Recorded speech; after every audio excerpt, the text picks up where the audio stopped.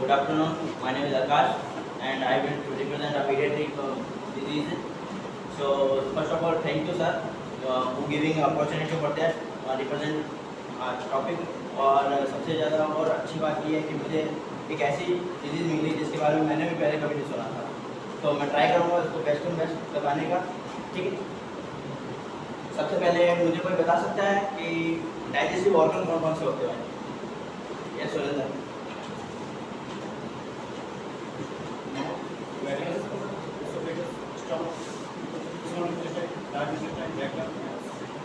आवाज आ रही है मेरे पीछे सर? तो कोई मेरे को बता सकता है लार्ज इंटेस्टाइन के वर्क क्या क्या होते हैं? यस मनोज।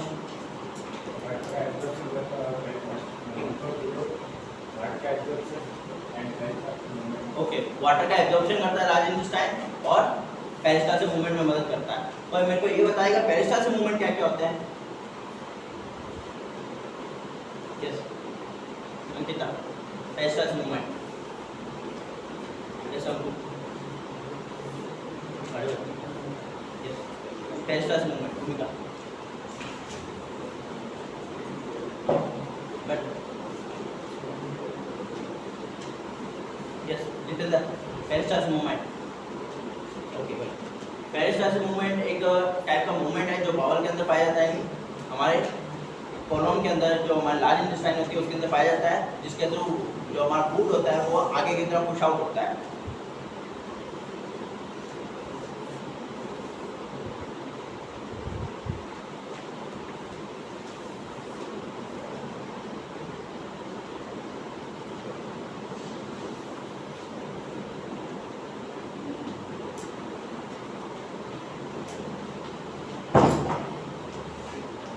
ये फोटो दिख रही लग रही है आपको?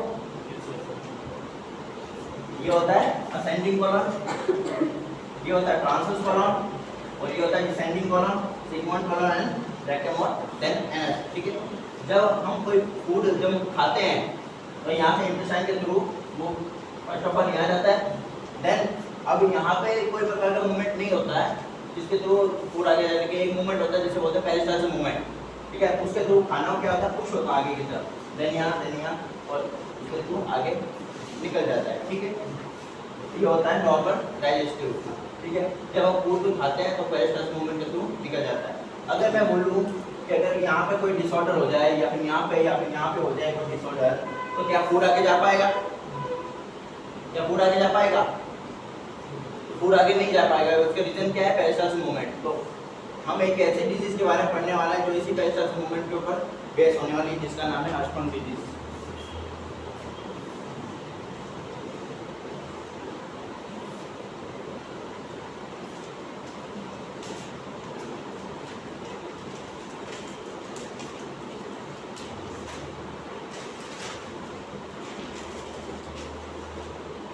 जिसका नाम है हर्शबर्न डिजीज या हर्शबर्न डिजीज। ठीक है, तो नॉर्मल बेसिक इंट्रोडक्शन नॉर्मल पता चल गया आपको, तो उसके बारे में हम पढ़ते हैं।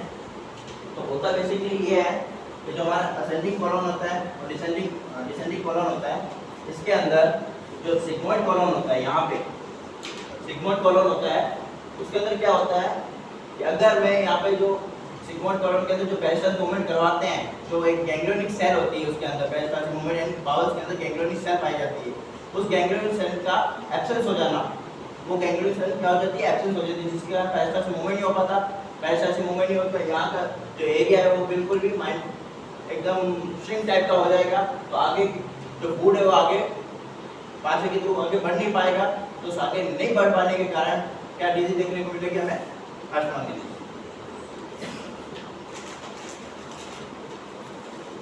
नॉर्मल हम जानते हैं ऐसा ही होता है हमारा एनाटॉमी ऑफ लार्ज इंटेस्टाइन।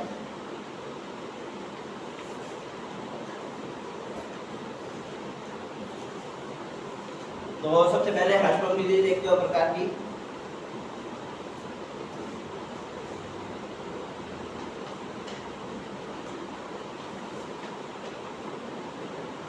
हर्शबर्न एक प्रकार की कंजेनिटल डिसऑर्डर है जो बहुत ज़्यादा रेयर देखी जाती है। मतलब कि अगर हम 5000 बच्चे भी अगर गिन रहे हैं तो उसमें से एक मिलेगी हमको, मतलब बहुत ज़्यादा ये रेयर डिसऑर्डर है जो कि अफेक्ट किसको करती है? हमें पता लगा है, हमने लार्ज इंटेस्टाइन को अफेक्ट करती है। ठीक है, और नॉर्मल ये डाइजेशन को भी अफेक्ट करती है, क्योंकि लार्ज इंटेस्टाइन अफेक्ट होगी तो डाइजेशन सिस्टम भी पूरा अफेक्ट होगा। ठीक है, इसकी डिस्कवरी की थी 1998।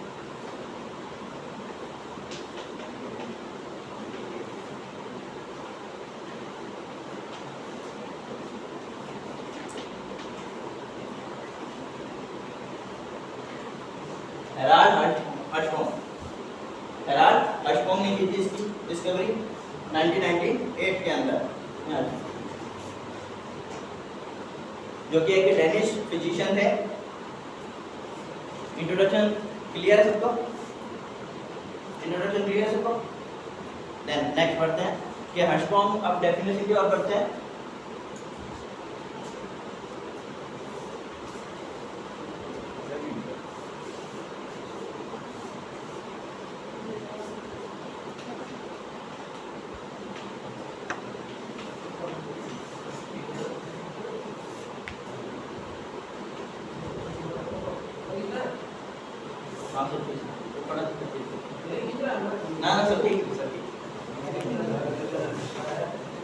तो हर्शबॉम डिजीज एक प्रकार की रेयर कंजेनाइटल डिसऑर्डर है, जो कि एक कंजेनाइटल मतलब कि बाय बर्थ पैदा हो सकती है, और ये एक प्रकार की एक एंग्लियोनिक मेगासेल है।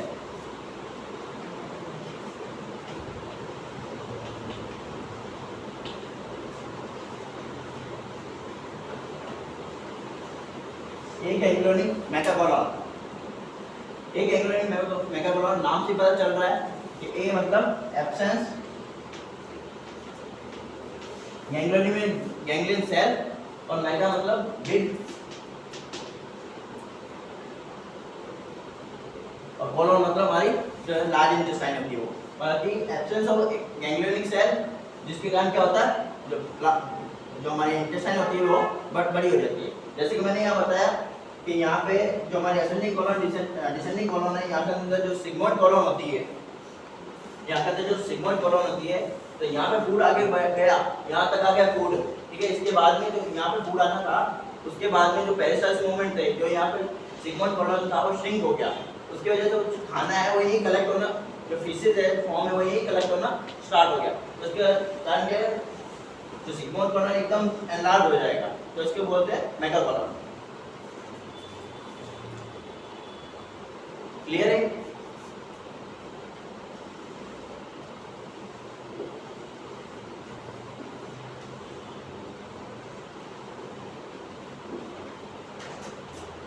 तो मैं इंसिडेंस की बात करूंगा अगर ये, तो मैंने पहले बोला था ये एक स्टिल बर्थ के ऊपर मतलब 5000 अगर स्टिल बर्थ हो रहे हैं, तो उसके अंदर एक को डिजीज को देखने को मिलेगा। अगर 5000 के अंदर हो रहा है तो एक बेबी के अंदर ये देखने को मिलेगा। तो मेरे को बता सकते स्टिल बर्थ क्या होता है? स्टिल बर्थ एक होता है स्टिल बर्थ, एक होता है लाइव बर्थ, एक होता है एबॉर्शन। तो बता सकते हैं तीनों का मतलब क्या है? यस जितेंद्र।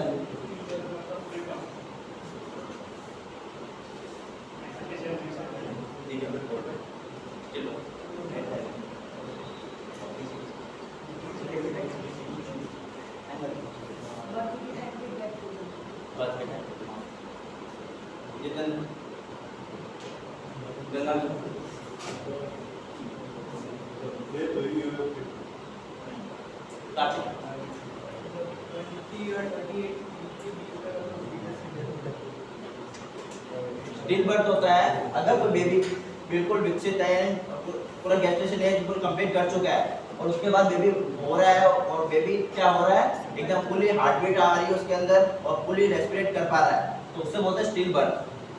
और होता है लाइव बर्थ, अगर कोई बेबी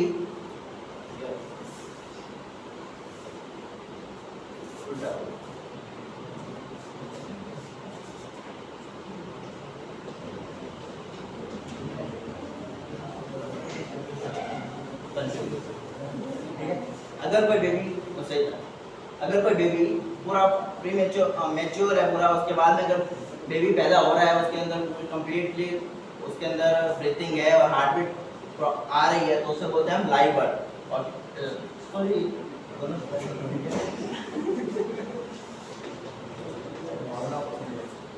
देन आता है स्टिल बर्थ के अंदर अगर कोई बेबी पूरी हार्ट बीट आ गई उसके अंदर और लगभग 20 to 28 डेज सॉरी वीक पूरा कंप्लीट कर चुका है वो बेबी, और उसके बाद में अगर बेबी का जब बाहर आता है तो बाहर आने के बाद जब डिलीवरी होती है उसके आने के बाद अगर बेबी के अंदर किसी प्रकार का रेस्पिरेशन या फिर ब्रीथिंग हमें देखने को नहीं मिलती या हार्ट बीट देखने को नहीं मिलती तो वो आता काउंट किसमें होता है स्टिल बर्थ के अंदर। और एबॉर्शन होता है जब बेबी 3 मंथ कंप्लीट कर चुका है उसके अंदर हार्ट बीट आ चुकी है लेकिन पेट के अंदर वो बेबी मर चुका होता है या फिर उसे बोलते हैं एबॉर्शन। तो ये तीनों टर्म कंप्लीट है। तो ये होता है इंसिडेंट्स के अंदर काउंट करेंगे हम।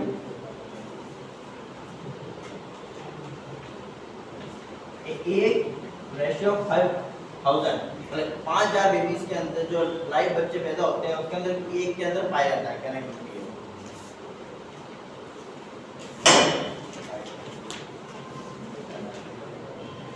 अब इसका अवेयरनेस डे को बता सकता है कब मनाया जाता है?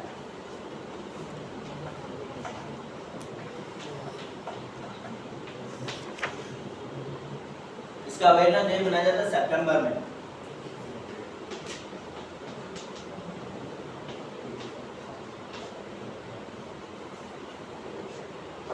सितंबर में इसका अवेयरनेस डे मनाया जाता है।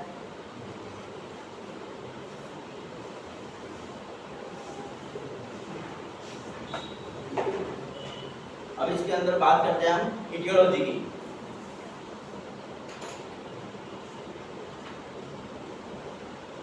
इटियोलॉजी में तो पहले बताया मैंने एक कंजेनिटल डिसऑर्डर है जो किसी क्रोमोसोम एब्नॉर्मलिटी की वजह से भी हो सकता है। तो कौन कौन से हमें देखने को मिल सकते हैं? First of all genetic mutation. तो म्यूटेशन जानता है? जेनेटिक म्यूटेशन या म्यूटेशन जेनेटिक म्यूटेशन होता है कि किसी प्रकार की जीन के अंदर किसी प्रकार का एब्नॉर्मलिटी या फिर कोई किसी प्रकार का ग्रोथ आ जाए या फिर किसी प्रकार का चेंजेस हमें देखने को मिले तो उसे हम बोलते हैं म्यूटेशन। तो ये जेनेटिक म्यूटेशन की वजह से हो सकता है। जैसे हमने ये पढ़ा था CCA UAG इस टाइप के कोडोन हमने पढ़े थे। तो इस प्रकार के अगर मैं CA काट के अगर C डाल दूँ तो उस प्रकार का म्यूटेशन हमें देखने को मिलते हैं तो उस वजह से भी ये हो सकता है। देन आता है क्रोमोसोमल एब्नॉर्मलिटी। क्रोमोसोमल एब्नॉर्मलिटी होती है उसकी वजह से हमें देखने को मिल सकता है ये। देन आता है एनवायरनमेंट ऑफ मदर, मतलब कि अगर मदर है उसके जो वूम में जो फीटस पल रहा है या बेबी जो पल रहा है उसके एनवायरनमेंट को भी अफेक्ट ये कर सकता है। कैसे कि अगर बाय चांस मदर कोई हैवी वर्क कर रही है फिर किसी प्रकार का सेडेंटरी स्मोकिंग या किसी प्रकार का अनदर कॉज जो बेबी को अफेक्ट कर सकता है तो उस वजह से भी ये हो सकता है। थर्ड हो गया एनवायरनमेंट ऑफ मदर। देन आता है डाउन सिंड्रोम। डाउन सिंड्रोम एक प्रकार का कंजेनिटल मालफॉर्मेशन है, एब्नॉर्मलिटी है जो भी हमको भी पता है ये क्रोमोसोमल एब्नॉर्मलिटी की वजह से होता है। देन आता है मैटरनल इन्फेक्शन। मैटरनल इन्फेक्शन के मदर अगर बेबी अगर उसके वॉम में पड़ रहा है जिस प्रकार का उसको इन्फेक्शन कॉज हो जाए तो उसकी वजह से भी ये हो सकता है। देन आता है टेररिज्म यानी यूज ऑफ सर्टेन ड्रग। बहुत ऐसे ड्रग होती है जैसे साइकोटॉक्सिक ड्रग होती है या फिर हम फोटोटॉक्सिक ड्रग होती है जिसके यूज से ज़्यादा मात्रा में यूज करते हैं तो उसकी वजह से हो सकता है। एक ड्रग आती है जो प्रेगनेंसी को रिड्यूस करती है, हालांकि अगर आफ्टर जैसे आप आईपिल के नाम से जानते हैं उसके ज़्यादातर यूज से भी ये हो सकता है। देन आता है frequent cause of intestinal obstruction. Intestinal कोई इंटेस्टाइनल थी हमारी जो इंटेस्टाइनल के अंदर किसी प्रकार का ऑब्स्ट्रक्शन आ जाए, मतलब कि एक बार नहीं दो बार नहीं कंटिन्यू अगर पेशेंट को कॉन्स्टिपेशन रहे या किसी प्रकार का ऑब्स्ट्रक्शन आता है और कंटिन्यू फ्रीक्वेंट आता रहता है तो ये भी चांस है, रेयर चांस होता है कि वो ये हार्ट कॉम डिजीज होने का हो सकता है। अब हम पढ़ते हैं पैथोफिजियोलॉजी।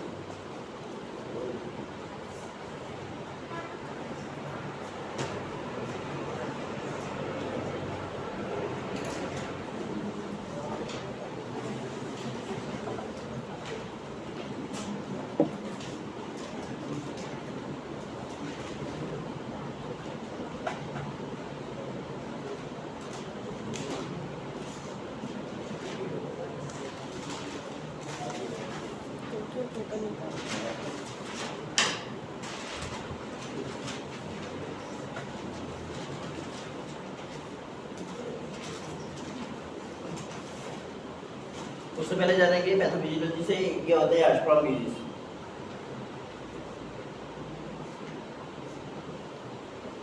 देख रही है,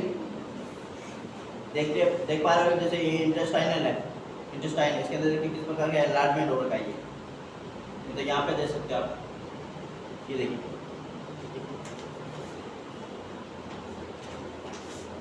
अब हम पढ़ते हैं पैथोफिजियोलॉजी।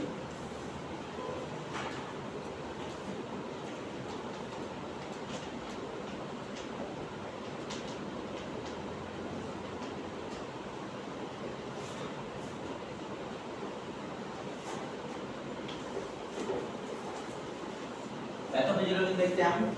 देखिए due to any etiological factor, मतलब हमने जो भी ईटियोलॉजी फैक्टर पढ़े, क्रोमोसोम एब्नॉर्मलिटी पढ़ी, मदर ऑफ इन्फेक्शन पढ़ा, मैटरनल कोई malformation, certain of drugs, Down syndrome, ये सारे पता है जो ईटियोलॉजिकल फैक्टर है। उसके थ्रू क्या होता है, एब्सेंस ऑफ गैंग्लियोनिक सेल। जो गैंग्लियोनिक सेल होती है, जो इंटेस्टाइन के अंदर गैंग्लियोनिक सेल होती है, जो पेस्टाइल मूवमेंट को क्रिएट करती है, वो क्या हो जाती है, एब्सेंस हो जाती है। जिसके थ्रू क्या होता है, फंक्शनल ऑब्स्ट्रक्शन ऑफ कोलन। जो कोलन होते हैं जिनको मेन काम क्या होता है, आगे पेस्टाइल से मूवमेंट करवाना। पेस्टाइल मूवमेंट होगा तो फिशिस का आगे की ओर ग्रोथ हो जाएगा, ग्रोथ होगा तो फिर आगे की तरफ स्टूल बन के वो बाहर की ओर निकल जाएगा। ठीक है, तो वहां पे क्या होगा, फंक्शनल ऑब्स्ट्रक्शन हो जाएगा।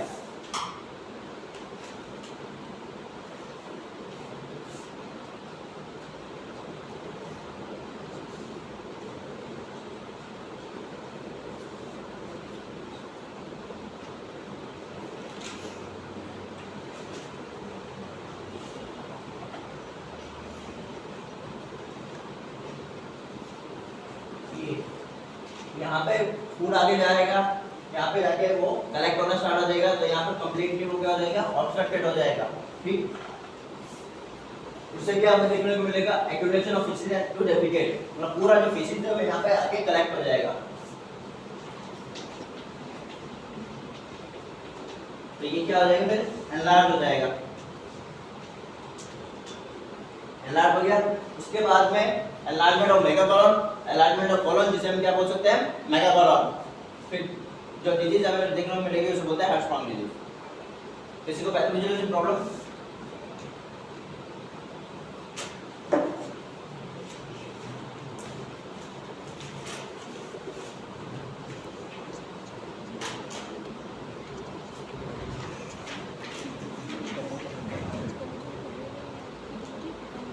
प्रॉब्लम मैं कुछ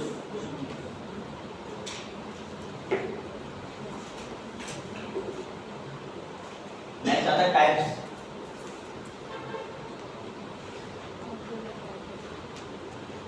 नेक्स्ट की ओर बढ़ते हैं हम टाइप्स के ऊपर।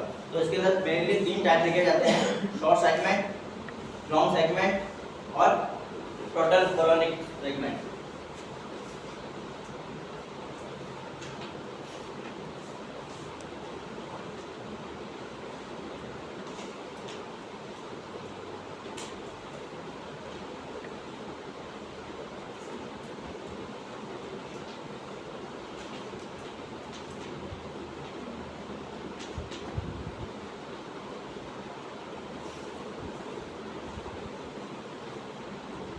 तीन टाइप से होते हैं ये, शॉर्ट सेगमेंट, लॉन्ग सेगमेंट और टोटल कोलोनिक। ठीक है, शॉर्ट सेगमेंट में क्या होता है, जो हमने ये बात की थी, यहाँ पे जो सिगमोइड कोलन होता है, सिगमोइड कोलन के अंदर सिर्फ जो अफेक्टेड पार्ट होता है वो सिगमोइड कोलन ही हो, या फिर कोई ये वाला कोलन हो या फिर ये वाला हो, तो मतलब कि बिल्कुल शॉर्ट या माइनर सा हो, मतलब पार्ट पे अफेक्ट कर रहा हो, तो उसे हम शॉर्ट सेगमेंट कोलन बोलेंगे। ठीक है, नेक्स्ट आता है लॉन्ग सेगमेंट। लॉन्ग सेगमेंट में अगर यहाँ से लेकर अगर मैं यहाँ को अफेक्ट कर दूँ, यहाँ से लेके यहाँ तक अफेक्ट कर दूँ, यहाँ से करके यहाँ तक, तो like long part of portion को इंक्लूड करो अगर मैं, तो वो लॉन्ग सेगमेंट में चला जाएगा। और देन आता है टोटल कॉलोनी, यानी पूरी कॉलोनी अफेक्टेड हो जाए।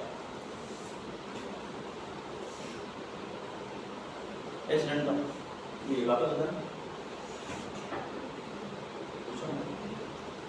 शॉर्ट सेगमेंट, वापस एक बार शॉर्ट सेगमेंट, अगर कोई पार्ट है कॉलोन का जो सब बहुत कम पार्ट अफेक्टेड हो रहा हो, तो उसे हम शॉर्ट सेगमेंट में इंक्लूड करते हैं। जैसे कि अगर मैं ट्रांसवर्स की बात करूं, अगर मैं असेंडिंग और डिसेंडिंग में किसी या फिर सिगमोइड के एक पोर्शन की बात करूं, तो वो अफेक्टेड हो रहा है, तो उसे शॉर्ट सेगमेंट में बोलेंगे। लॉन्ग सेगमेंट में अगर दो दो पार्ट को इंक्लूड कर दूं तो उसे लॉन्ग सेगमेंट में डालेंगे और टोटल कॉलोनी यानी पूरा होल कॉलोन है वो अफेक्टेड हो रहा है, टोटल कॉलोनी सेगमेंट में डालेंगे जैसा था।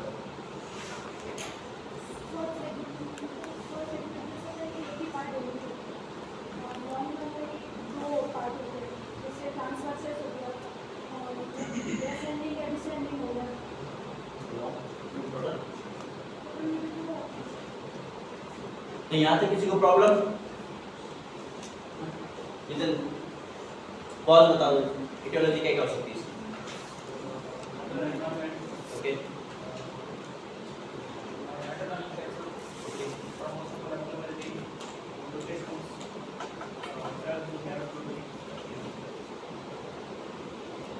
इसकी डेफिनेशन को वापस मुझको बताएगा यस प्रिया।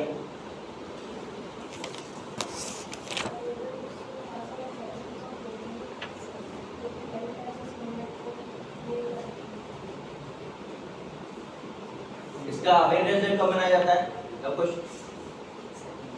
ओके सितंबर। तो यहाँ तक मतलब कंप्लीट है, आपको आगे बढ़ो।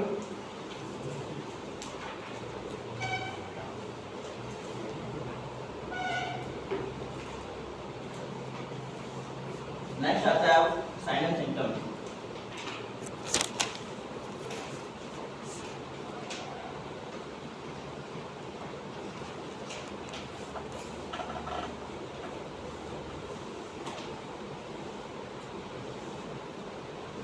साइन एंड सिम्टम्स के अंदर फर्स्ट हम पढ़ेंगे न्यूनेट के अंदर,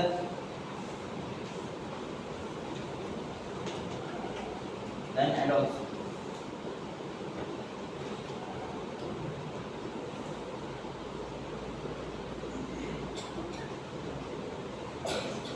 देन एडल्ट। न्यूनेट में क्या होता है, फर्स्ट अगर जो बेबी जो वोम से बाहर आया है तो उसे फर्स्ट देखने को ये मिलेगा फेलियर टू पास म्यूकोनियम। म्यूकोनियम क्या होता है, यस रोहन, म्यूकोनियम पता म्यूकोनियम ओके। जो फर्स्ट पास स्टूल होता है उसे हम म्यूकोनिक बोलते हैं। तो बेबी जो है वो फर्स्ट जो स्टूल है वो पास नहीं कर पाएगा।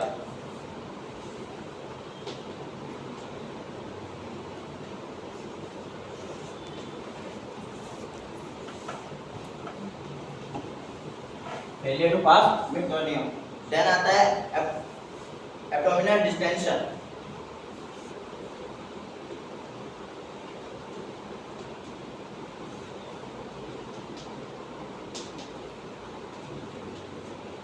देन आता है एब्डोमिनल डिस्टेंशन, ठीक है। Then bile staining vomiting.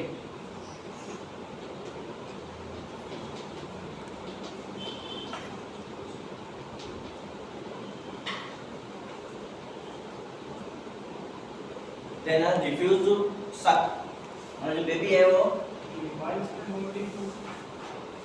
Staining vomiting इस वजह से होगी क्योंकि जो कोलोन है वो एनलार्ज हो रहा है। एनलार्ज होगा तो जो पार्ट हो गए, अदर ऑर्गन हो गए वो ज़्यादा कंप्रेस होंगे, तो उस वजह से हमें एब्डोमिनल डिस्टेंशन भी देखने को मिलेगा क्योंकि जो स्टमक होगा वो पूरी तरह डिस्टेंस हो जाएगा या फिर आगे की ओर उसकी जगह जो होती है वो खिसक जाएगी क्योंकि एनलार्जमेंट हो रहा है कोलोन का, उस वजह से हमें बाइल स्टेनिंग मूवमेंट भी देखने को मिल सकती है। देन आता है कॉन्स्टिपेशन या फिर poor weight gain. Refuse to suck, जो बेबी है वो इस प्रकार की सकिंग नहीं कर पाएगा, मतलब ब्रेस्ट फीड नहीं कर पाएगा। क्यों नहीं कर पाएगा, क्योंकि ऑलरेडी उसको पता है बेबी के जो कोलोन है ऑलरेडी एनलार्ज हो चुके हैं, वो कुछ खा भी नहीं पाएगा क्योंकि ऑलरेडी उसका एनलार्जमेंट हो रहा है स्टमक का। अगर एनलार्जमेंट होगा तो किस प्रकार का वो खा नहीं पाएगा तो रिफ्यूज करेगा हमें सक करने को। Then poor weight gain,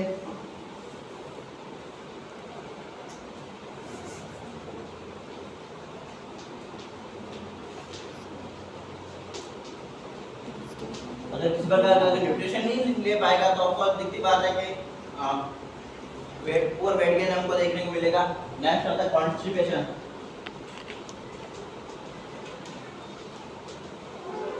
constipation हमको देखने को मिलेगी। अब कॉन्स्टिपेशन क्यों देखने को मिलेगी हमें, आगे का वेट पूरा आउटस्ट्रेच में होगा तो फिर कॉन्स्टिपेशन होगा। क्योंकि आगे का पार्ट पूरा ही अफेक्टेड है, तो आगे जो जा ही नहीं पा रहा पार्ट, तो कॉन्स्टिपेशन हमें देखने को इजीली मिल जाएगी। नेक्स्ट आता है शॉक। शॉक क्यों देखने को मिलेगा आपको? यस भूमिका, शॉक, शॉक, शॉक क्यों देखने को मिलेगा? वॉमिटिंग हो रही है, थोड़ी देखती बात है, पेशेंट को वॉमिटिंग हो रही है, कंटिन्यूसली वॉमिटिंग होती रहेगी और पेशेंट बिल्कुल सक भी नहीं कर पा रहा है, मतलब कि फ्लूइड इलेक्ट्रोलाइट भी जा नहीं रहे उसके पास, तो उसके अंदर जो इलेक्ट्रोलाइट और वाटर बिल्कुल लॉस हो जाएगा और हमें शॉक देखने को मिल जाएगा। मुझे बताया कि जो पेरिस्टाल्सिस से रिलेटेड इस कंडीशन, पेरिस्टाल्सिस कौन सी इंटेस्टाइन में पाया जाता है? लार्ज इंटेस्टाइन में ये हमें सिर्फ लार्ज इंटेस्टाइन में देखने को मिल सकती है, क्योंकि स्मॉल इंटेस्टाइन के अंदर जो देखने को मिलेगा, क्योंकि इसके अंदर वाटर का एब्जॉर्प्शन भी होता है, देयरफॉर इस रीजन जैसे वाटर का एब्जॉर्प्शन होता है, स्मॉल इंटेस्टाइन के अंदर वाटर का एब्जॉर्प्शन नहीं होता है, इसमें वाटर का एब्जॉर्प्शन होता है। उसमें भी होता है, पर इसमें सबसे ज़्यादा होता है।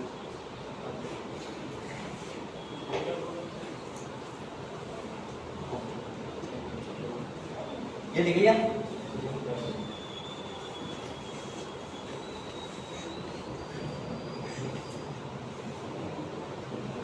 अब आता है ओल्डर चिल्ड्रन यानी एडोलसेंट के अंदर।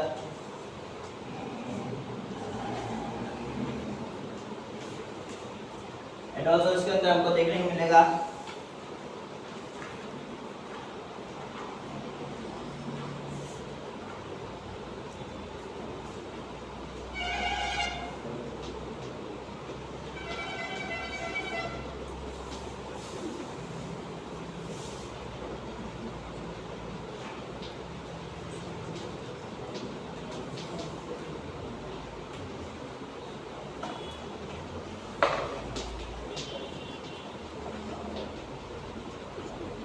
ऑस्मोटिक स्टूल, एब्डोमिनल डिस्टेंशन, वही एडोलसेंट के अंदर भी देखने और कॉन्स्टिपेशन भी हमें देखने में, उसके साथ साथ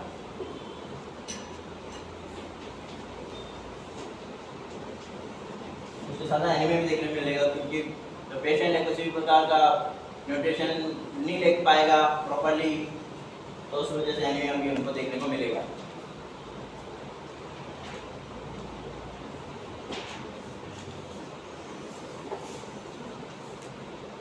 ये देखो एब्डोमिनल डिस्टेंशन या फिर एनलार्जमेंट किस प्रकार से होता है बेबी में।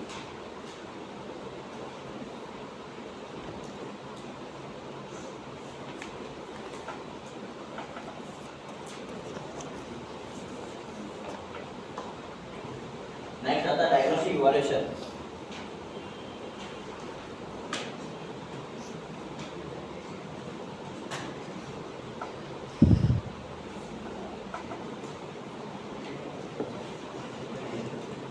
नेक्स्ट आता है डायग्नोस्टिक इवैल्यूएशन। अब हम किस प्रकार से डायग्नोस्टिक कर सकते हैं? फर्स्ट वही physical history, health history, physical examination, then इसके अंदर बायोप्सी करेंगे हम, देन अल्ट्रासोनोग्राफी, यूएसजी करेंगे। यूएसजी से करेंगे तो जो हमारा कोलोन है वो लार्ज दिखाई देगा।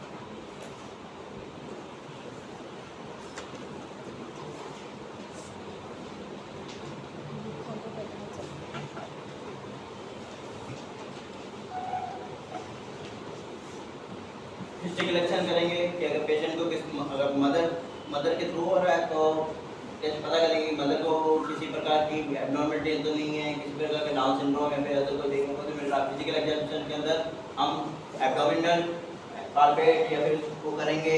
उसके बाद रेक्टल एग्जामिनेशन कर सकते हैं कि रेक्टल के थ्रू, कोलोनोस्कोपी के थ्रू कर सकते हैं। यूएजी के थ्रू हम ये पता लगा सकते हैं कि एब्डोमेन पहले ही पता चल जाएगा कि एब्डोमेन खुला हुआ बाहर से ही, लेकिन किस वजह से खुला हुआ है वो यूएजी के थ्रू हमें एनलार्जमेंट से पता चल जाएगा कि किस पार्ट को ज़्यादा अफेक्टेड कर रहा है। देन आता है बायोप्सी किसी कोलोन के अंदर टिश्यू उठाएंगे और उससे पता लगा सकते हैं कि उसमें गैंग्लियोनिक सेल प्रेजेंट है या फिर एब्सेंट है। नेक्स्ट आता है barium enema X ray. Barium enema X ray ये होता है कि अगर बेरियम जो एक लिक्विड होता है, एक एलिमेंट होता है बेरियम, वो उसको हम कोलोन के थ्रू हम इंसर्ट करते हैं या फिर हम swallow करते हैं। swallow करने से ये होता है कि जो एक्सरे फिर उसके बाद में वो के शाइनी प्रोडक्ट होता है, जो प्रोडक्ट ये होता है बेरियम, वो शाइनी प्रोडक्ट होता है जिसके थ्रू हम एक्सरे के अंदर उसके अंदर लेके आते हैं। उसके बाद में एक्सरे जब फिल्म में करवाया जाता है तो वो एक्सरे के अंदर वो एक शाइनी पार्ट होता है वो ऑटोमेटिक विजुअलाइज हो जाता है कुछ इस टाइप से। देखिए बेरियम लिक्विड हमने यहाँ से डाला या फिर माउथ के थ्रू लिया, देन उसके बाद में हम जब एक्सरे के अंदर लेके आएंगे तो इस प्रकार की हमें फिल्म में देखने को मिलेगी। देखिए ये सब जो पार्ट अफेक्टेड बता रहा है इसके अंदर सब प्रकार के ये बेरियम लिक्विड शो कर रहा है।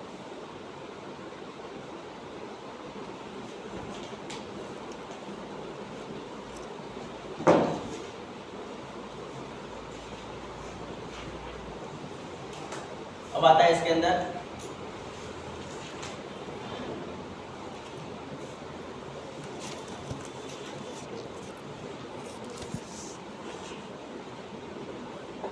तो मेरे को वापस बताएगा बेरियम एक्सरे क्या होता है। इस ललिता बेरियम एक्सरे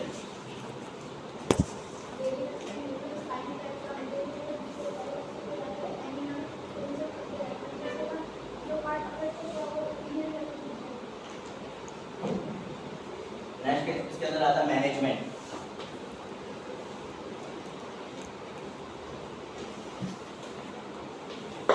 मैनेजमेंट में भी ये देखते हैं कि फर्स्ट यही होता है कि इसका मैनेजमेंट लगभग नामुमकिन है क्योंकि ये कंजेनिटल डिसऑर्डर है, तो इसका सिर्फ सिम्टोमेटिक हम ट्रीटमेंट कर सकते हैं। उसके अलावा अगर कोई परमानेंट इलाज नहीं आना कि हाँ टेम्परेरी इलाज के रूप में हम कर सकते हैं इसका इलाज।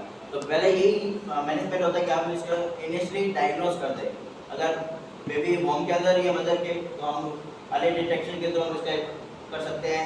देन आता है एंटीबायोटिक। अगर किस प्रकार का हमें देखने को मिल रहा है कि यहाँ पे इन्फेक्शन हो रहा है, बेबी के अंदर हमें डिटेक्ट हो चुका है कि इन्फेक्शन कॉज हो रहा है, अब इसको कॉज ये चीज़ है जो इसको प्रिवेंट तो नहीं कर सकते, लेकिन इसके थ्रू जो इन्फेक्शन कॉज हो रहा है वो तो हम प्रिवेंट कर सकते हैं, तो वो एंटीबायोटिक के थ्रू कर सकते हैं।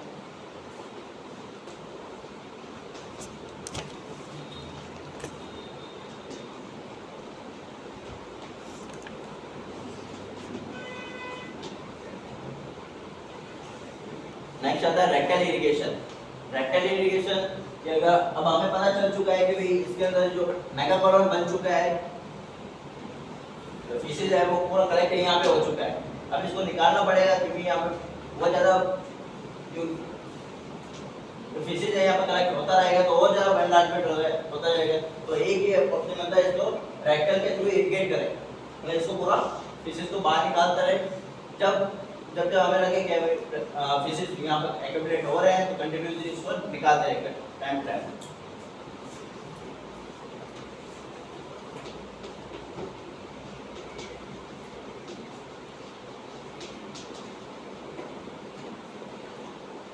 देन आता है स्टूल सॉफ्टनर।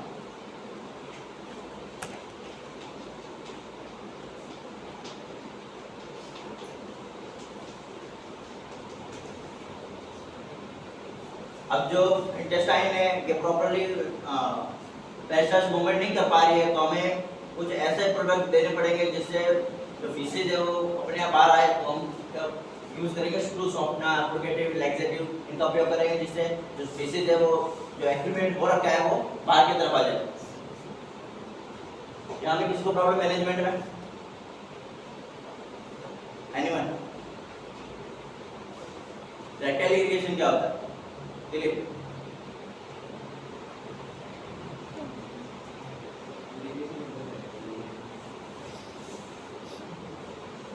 श्रुति rectal irrigation, Monica rectal irrigation, Ankita rectal irrigation, Raveena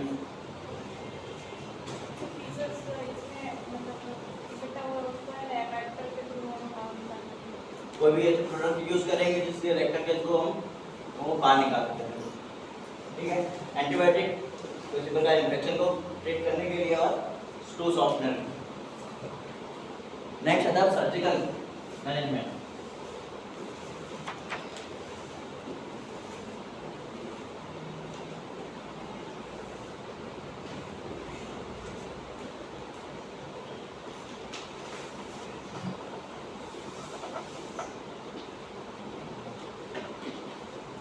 surgical management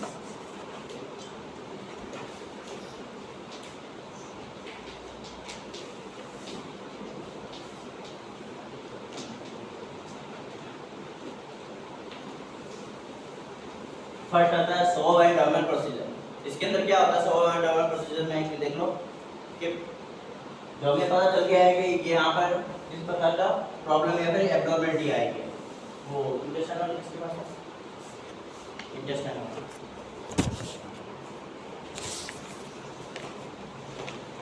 ये हमें पता चल गया कि यहाँ पे इस प्रकार के सिग्मोइड कॉलम के अंदर एब्डोमिनलिटी आई है, ठीक है। अब हम क्या करेंगे सिग्मोइड कॉलम के कि अगर हम यहाँ से डायसेक्ट कर दें, अगर यहाँ हमें पता चल रहा है कि यहाँ पे और यहाँ पे एब्नॉर्मलिटी, इसी भाग में एब्नॉर्मलिटी हमें शो हो रही है, ठीक है। तो हम क्या करेंगे यहाँ से कट लगाएंगे और यहाँ से कट लगाएंगे, तो ये जो पार्ट है अफेक्टेड वो बाहर निकाल देंगे और जो इस पार्ट को है यहाँ पे डिटैच कर देंगे वापस से। तो ये होती है सोमेड। आपको एक एनिमेशन वीडियो बताता हूँ, उससे आपको अच्छे से समझ आएगा।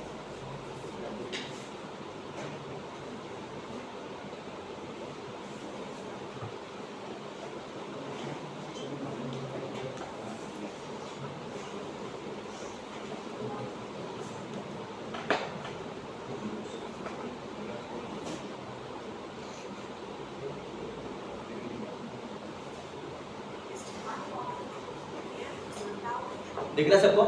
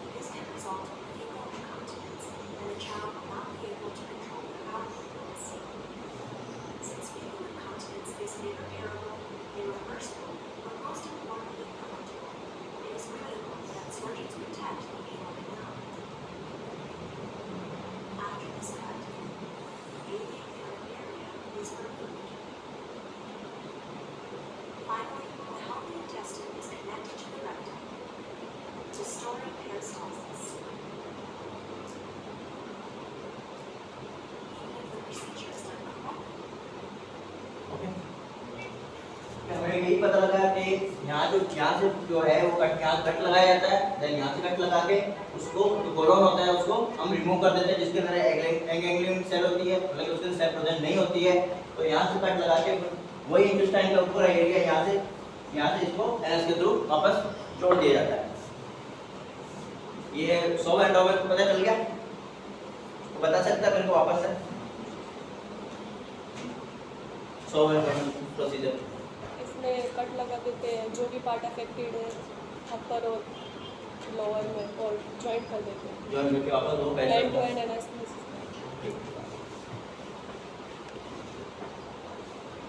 देन सेकंड आता है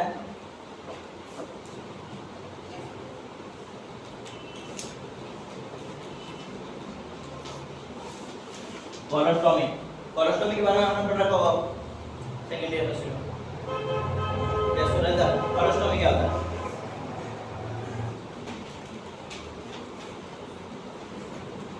कोलोस्टोमी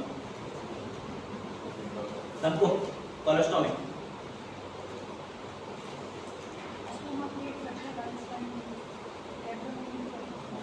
ओके, इसके अंदर क्या होता है,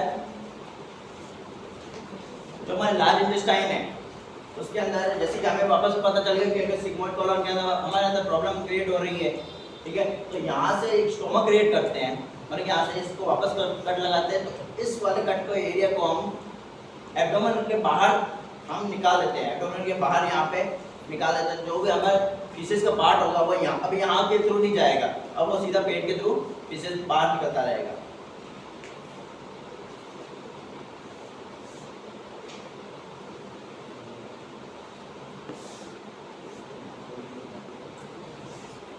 ये देखिए कोलोस्टोमी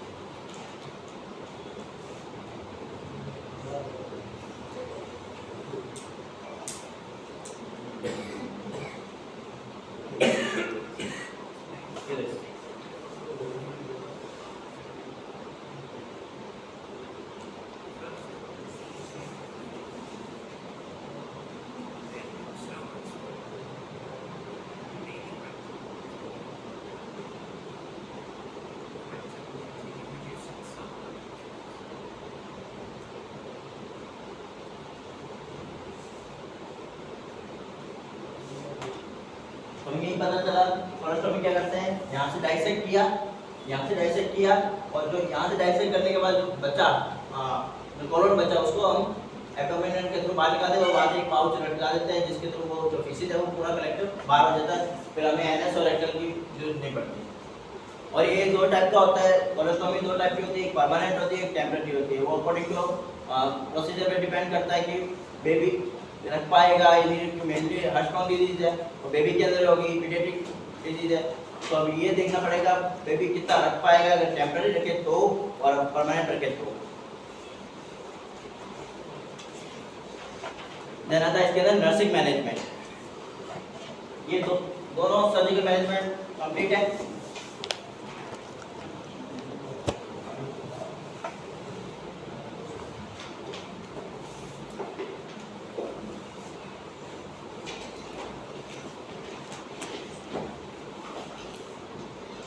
देन आता है नर्सिंग मैनेजमेंट। अब आप बताओ मतलब नर्सिंग मैनेजमेंट में हम क्या क्या कर सकते हैं, ड्यूरिंग सर्जरी बताना आपको नर्सिंग मैनेजमेंट में। एनीवन? सबसे पहले हम प्री ऑपरेटिव केयर करेंगे, क्या असेसमेंट करेंगे, बेबी का जो स्टोमक क्रिएट कर रहा है उसका असेसमेंट करेंगे, फ्लूइड इलेक्ट्रोलाइट बैलेंस करेंगे, और पेरेंट को हम ये बताएंगे कि हम क्या क्या सर्जरी परफॉर्म कर रहे हैं, ठीक। उसके बाद में हम चाइल्ड का जो सेमी फॉरवर्ड पोजीशन देंगे जिसके अंदर कोलोस्टोमी हम केयर कर सकते हैं। पेशेंट को सर्जरी से पहले एनबीएम रखेंगे, एनबीएम मतलब नियर बाय बाउंड, मतलब पेशेंट को कुछ भी 12 घंटे या 10 घंटे से पहले कुछ भी खिलाना नहीं है। और उसके बाद में अगर कॉन्स्टिपेशन है, अगर कोई कॉम्प्लिकेशन अराइज हो जाता है तो फिजिशियन इन्फॉर्म करेंगे। पोस्ट ऑपरेटिव में वही वाइटल साइन मैनेजमेंट करना है, पेशेंट को बच्चे को कंफर्टेबल पोजीशन में प्रोवाइड करवाना है।